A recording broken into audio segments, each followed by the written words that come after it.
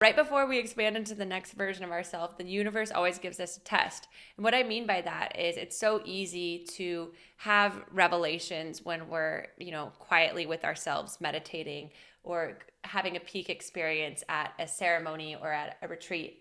And we have this revelation of how our highest self will be. And then we come home and then something triggers us, right? And then what oftentimes is it's like we're flying at a new altitude.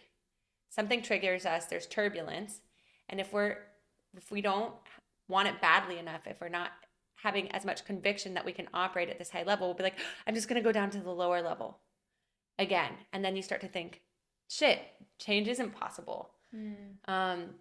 Like I guess that's not meant for me. I guess I don't have access to it. And so sometimes people can become even more depressed because they saw access to how they could be, but they're not yet ready to put in the steps to get there. So I like to say, remind myself and tell my clients, like, when you are tested, when you are triggered, that's actually when you need to step up and need to prove to yourself and do the hard thing in the moment and walk the fire and keep taking step after step, because eventually those tests will stop and the universe, or what I like to call your highest self, like your internal highest self, is like, okay, you're ready to operate at this level. But it's kind of like when you think about like getting another belt in martial arts, or getting to the next level of Mario 64 to save the princess. Like, the challenges become harder and harder, and you're tested to see if you can operate at that level.